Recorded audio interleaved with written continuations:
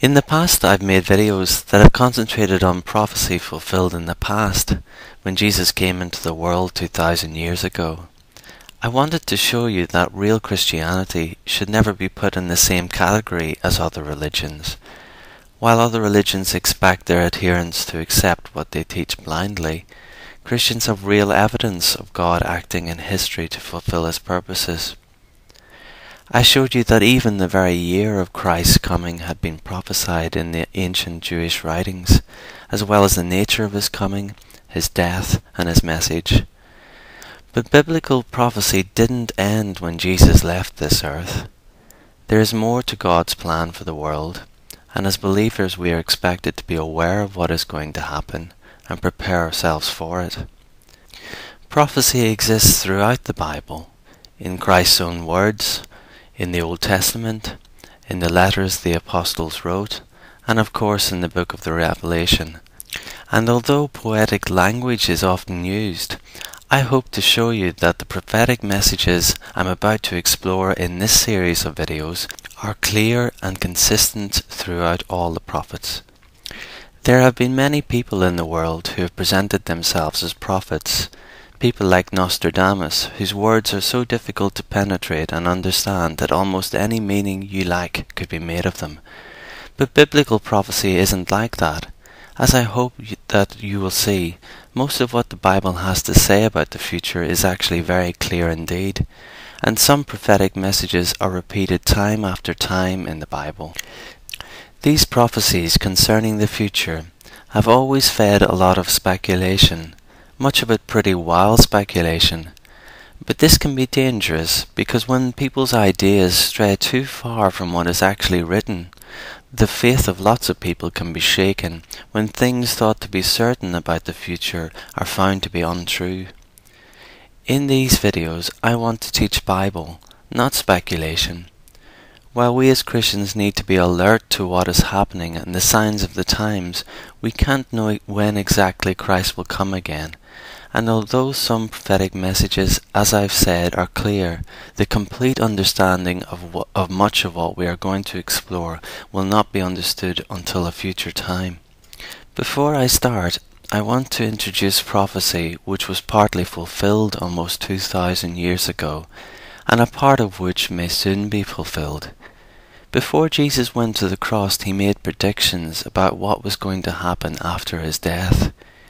He warned that Palestine would be invaded, that the Jews would be dispersed in the nations, and that Jerusalem, including the temple, would be destroyed. In Matthew 24, after exploring the huge temple complex that Herod the Great had built for the Jews, He said, "Do you see all these things?" He asked. "I tell you the truth, not one stone here will be left on another, every one will be thrown down." He also said in Luke chapter 20, "When you see Jerusalem being surrounded by armies, you will know that its desolation is near. Then let those who are in Judea flee to the mountains, let those in the city get out, and let those in the country not enter the city. For this is the time of punishment, in fulfillment of all that has been written. How dreadful it will be in those days for pregnant women and nursing mothers. There will be great distress in the land, and wrath against its people. They will fall by the sword, and will be taken as prisoners to all the nations. Jerusalem will be trampled on by the Gentiles, until the times of the Gentiles are fulfilled." Christ's words were indeed fulfilled. They were fulfilled in AD 70, when the Roman Emperor Titus surrounded Jerusalem and then completely destroyed it. But as I said in another video, Christ was not the only one who had predicted this event. The Old Testament prophet Daniel had also predicted it, hundreds of years before Jesus came into the world. Daniel had prophesied the very year of his death in AD 31. But look at what he said would happen thereafter. What I said before is worth repeating. For many of the most important prophetic messages of the Bible, more than one prophet will predict the same thing, and they are consistent about what is going to happen.